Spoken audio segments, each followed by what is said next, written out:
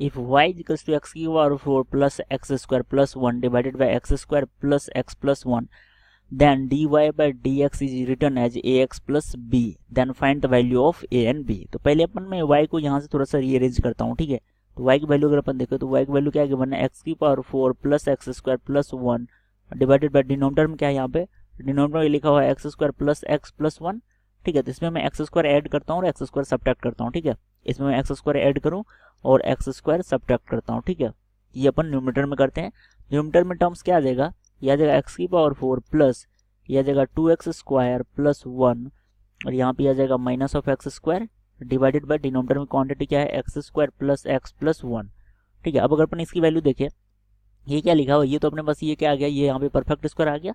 ये perfect square किसका है, एक्स स्क्वायर प्लस 1 का होल स्क्वायर आ गया, ठीक है। ये एक्स स्क्वायर प्लस 1 का होल स्क्वायर यहाँ पे आ गया minus x square divided by denominator में क्या आ गया x square plus x plus 1।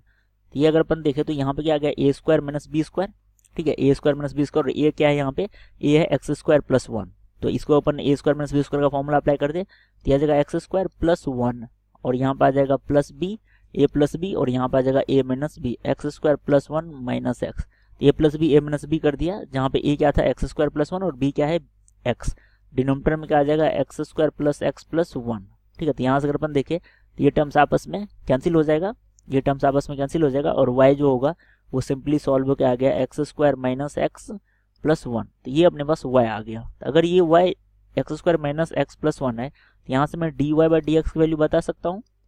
dy by D x value क्या होगी, एक्स स्क्वायर का डिफरेंशिएशन क्या होता है अपने पास 2x और x का डिफरेंशिएशन क्या होता है -1 और 1 कांस्टेंट है तो इसका डिफरेंशिएशन क्या हो जाएगा 0। तो ये वैल्यू बेसिकली क्या आ गया 2x माइनस 1 के इक्वल। और इसकी वैल्यू को इन्होंने क्या बता रखा है कि dy बाई डी एक्स को अपन ax प्लस b लिख सकते हैं। इसको अपन क्या बोला है, ये ax प्लस b लिख सकते हैं। तो अगर मैं कंपेयर करूं x का कोफिशिएंट क्या है 2 तो a की वैल्यू हो जाएगी 2 और अगर मैं कांस्टेंट वैल्यू बोलूं तो कांस्टेंट टर्म क्या है b, तो b की वैल्यू अगर अपन देखें तो b की वैल्यू क्या हो जाएगी यहाँ पे -1। तो a और b की वैल्यू अपने पास आ गई, a की वैल्यू क्या होगी 2, b की वैल्यू क्या होगी -1। तो a और b की वैल्यू इन्होंने पूछी तो यही अपना आंसर हो जाएगा, ठीक है।